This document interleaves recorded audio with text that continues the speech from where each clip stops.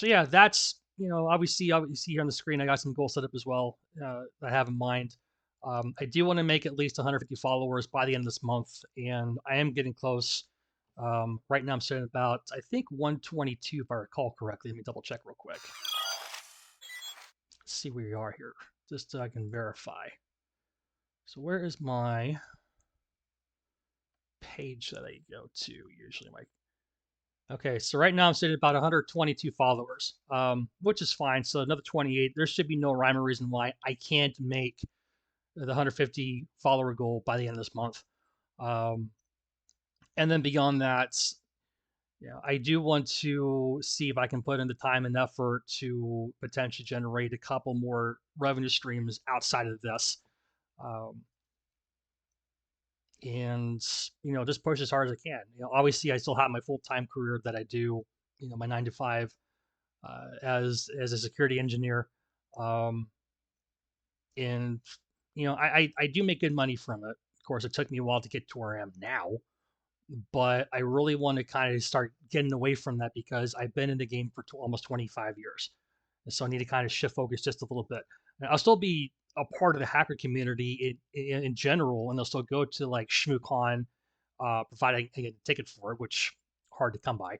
Um, for those who don't know what ShmooCon is, it is a hacker conference in DC, usually held every January, February. Um, Tickets always go that quick, and DFIR will probably attest to that.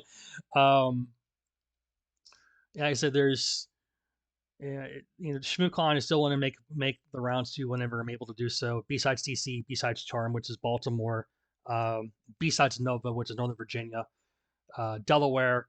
Um, obviously my hometown conference back home in Idaho, and um, Kansas City, if I'm able to make that. So if nothing else, just to go, go talk and give, that others who are coming into this industry, this is what you're going to expect coming into this thing. This is what it's like. This is what it's like being a so-called veteran. I hate the word. I use the term veteran for this type of field. Um, because I have a lot of respect for those who are active duty military and those who just serve in our armed forces. Um, but make the rounds, as a speaker, and just relate to those coming into this industry. What it's like, what can you expect, how can you make yourself better, and more importantly, what I expect to see out of them. Because I'll be perfectly honest, there is such a huge gap right now as far as the number of positions that are available in cybersecurity and information security in general versus the number of you know individuals they've gone through the training, they've gone through the schooling, or at least they're willing to learn. There's such a huge gap, and so for someone like myself who's been in this industry for almost 25 years, it's like, okay, what can I do to really laid down the groundwork for these college kids coming into the industry, these people crossing over from other industries. How can I at least mentally prepare them for what lies ahead and help them to stay the course?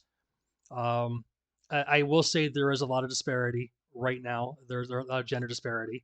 I would definitely like to see more women get involved in the field. And you know, gender identity politics aside, I don't care who you are, what the hell you identify as. If you have a passion for this thing, if you want to learn, then yeah, I'll be more than happy to teach you, or at least guide you through the process. And if I simply don't know, then I'll say, hey, that's a good question. Like, let's reach out to someone like DFIR, for example, if DFIR was willing, or any of the other um, people in the game who's been in there for quite some time, and get the information that you're looking for, and you can arm yourself with it, and then you can use that to build on your foundation and make yourself better.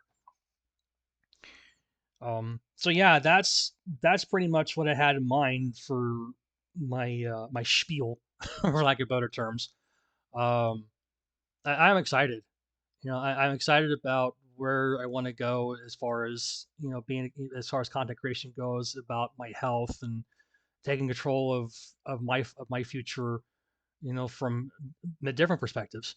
Because I'll be honest, you know, once you hit 40, um, there's your body changes so much.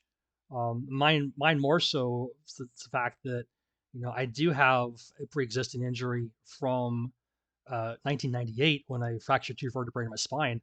Um, and I would not surprise me if before long I start to feel the effects of potential arthritis, and I'm not looking forward to that at all.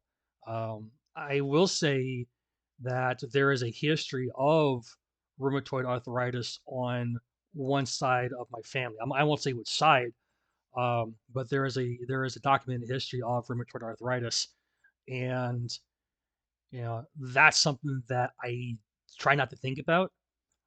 But as I get older, because of my spinal injury, the more likely I will become uh, a victim of, I don't want to say victim, but hopefully you understand where I'm coming from here. I just don't want to deal with that. I just want to think about it because I know that'll really slow me down and it'd be hard for me to move and hard for me to get around.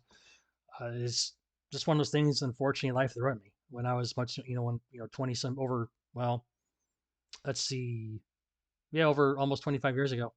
Um, yeah, this is, this is what I do. So we'll see what happens. I just have to make the time and put in the effort to not only build my Twitch channel but also my YouTube.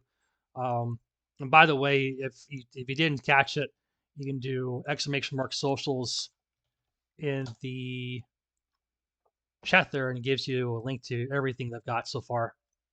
I got YouTube. I know TikTok. We don't like TikTok a whole lot because it sucks, but anything to really help make this channel more visible. That's pretty much the goal of that.